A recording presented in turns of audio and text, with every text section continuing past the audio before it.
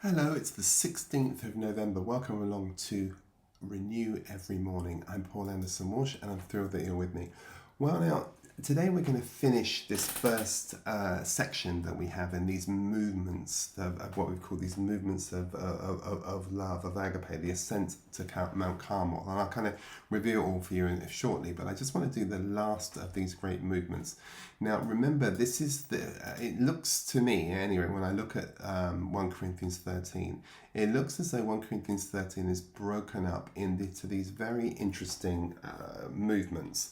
They go, the first section, which is what we're going to resolve today, the spiritual focus is around patience, kindness, the recognition that love doesn't envy, isn't boastful, isn't proud, and isn't rude. And it's the final one of these we're going to talk about today, that love is not rude. And I think you're going to find a little divine surprise here, because it might not immediately occur to you what that means. Now, what that says to us is that it says the essence of that is about inner composure. So the practice, if you like, is mindful non-harming, and it's about being the first part of being safe and safe as a son, and becoming a safe son as well, may we add. And then we're going to move on to this next stage, which is the second phase, is about relation. And so when we're thinking about relation, we're going to think about that other orientation, about compassionate seeing, about connection. And here we're going to see love is not self-serving. Love is unprovoked. It keeps no record of wrongs. It thinks no evil. It rejoices in the truth. And then we're going to go to our next phase where we're going to be thinking about resilience. And in that resilience phase, that's about endurance, it's about steadfast trust, and it's about continuance. And here we're thinking about love bears all things, believes all things, hopes all things, endures all things. And then we'll come to the pinnacle, the very summit of the mountain. And we're going to see this one extraordinary statement: love never fails. And that's about this kind of ontological permanence, abiding in presence, and total union. But these first phases are so important, because in this first phase, this phase we're dealing with today, this is about how love learns stillness, and it learns to quieten down the ego, which is so magnificently important. Now, this last statement, and Paul does not waste his words, right? If he's going to use a word and use it as a characteristic, it's going to have to mean something massively important. But when you read it at first, you go, Agapé isn't rude. Okay, well, that feels innocuous, right? It looks like a pretty innocuous Agapé characteristic. But the reason it feels innocuous is because of the way we use the word rude. Now, we use the word rude in a very different way to the way the apostle used it and the way it's used in 1 Corinthians 13. There's one other reference to this word, and it's in the second letter to the church in Corinth. Now listen to what he says and tell me if you don't hear something slightly different. So I'm going to say to you, love is not rude. Now I wonder, just turn that over in your mind, and what are you thinking to yourself? I'm guessing you'll be thinking about impolite and love's well-mannered, right? Though you might be thinking about that. Well, perhaps you're not, but maybe you are. That's certainly what I would hear. But when I look at 2 Corinthians 11, verse 6, I see the word again, and I see something different. Paul, but though I be rude in speech, yet not in knowledge, but we have been thoroughly made manifest to you among all things. Now watch what he's saying. I may be rude in speech, but I'm not in knowledge. So there's something he's saying. He's the, whatever he is in speech, which is rude, he's the opposite of that in terms of knowledge. That's interesting, right? Now, interestingly, various different translators have opted to translate the Greek word rude in different ways, and in doing so they've added some real richness to it. So if I read the New American Standard Version, or I read the English Standard Version, the word used there, a word translated there, is unskilled. Watch that. So he's now saying, think about it, although I may be unskilled in speech, yet not in knowledge. Hear that? Now remember, that's the same word. Agapé is therefore not unskilled. All right, good. All right, hold on, because we're going to take this a bit further. Now, Vines, the expositional dictionary, provides more illumination because it points to the word ignorance. And this definition offers us an interesting and important perspective because the moment we say that agape isn't ignorance, we raise an important issue. Because to be ignorant is to have want of knowledge or perception. So the Jews were said to be, Acts chapter 3, verse 17, ignorant in their reading of Christ, rude in their reading of Christ. But we can say can we say that Christ was ignorant concerning the Jews? The answer is of course not. Obviously not. So the Apostle Paul says the Gentiles were willfully ignorant, i.e. blind, concerning God, Ephesians 4:18. But can we say that God was ignorant concerning them? Again, no. Now the other helpful word here is, so remember we've got unskilled and we've got ignorant. But now let me offer another word to you because this one is in some respects even more interesting. The word rude is also translated coarse, C-O-A-R-S-E, meaning rough, unpolished, and incomplete.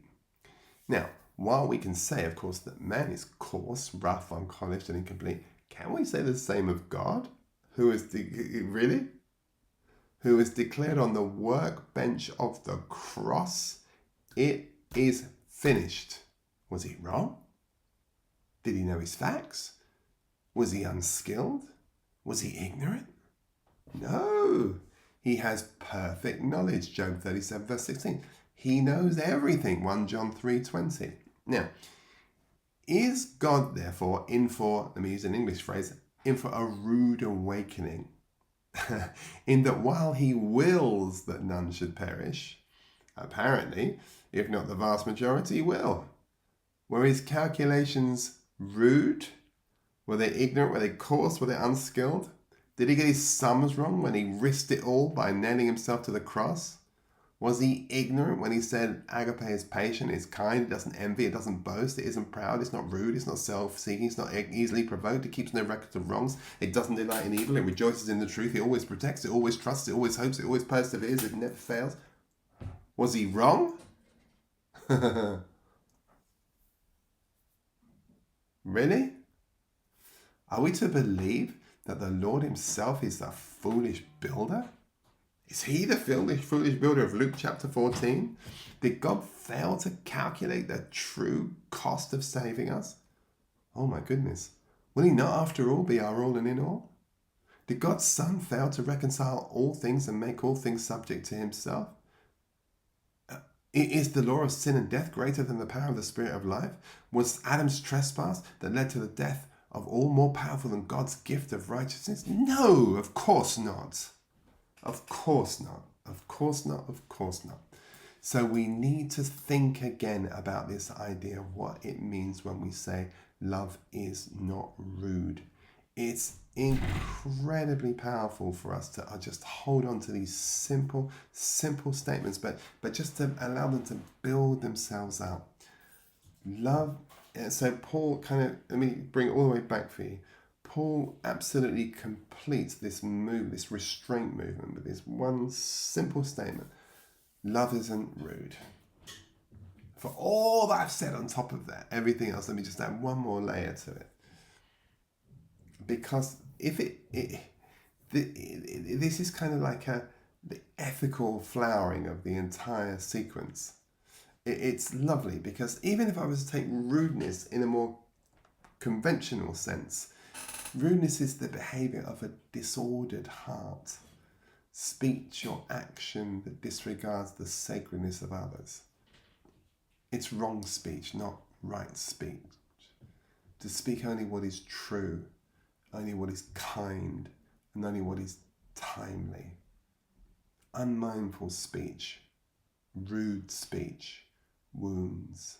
Mindful speech heals. Agapé cannot be rude. That's not possible because it's reverent. It reveres us and we revere it.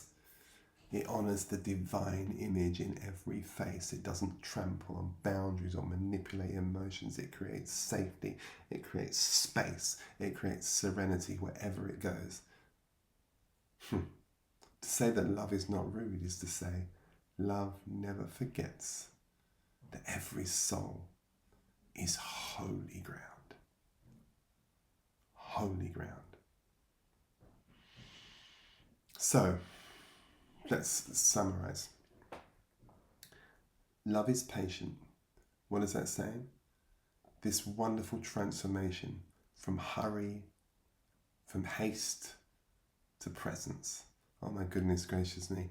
In my corporate world, I talk to people all the time about them living in transit. This is not that. This is about the removal, the moving from hurry to moving to presence, to just resting in divine timing. It's just gorgeous.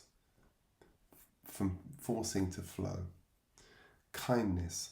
This is about from judgment to gentleness. Love's kind of first outward motion.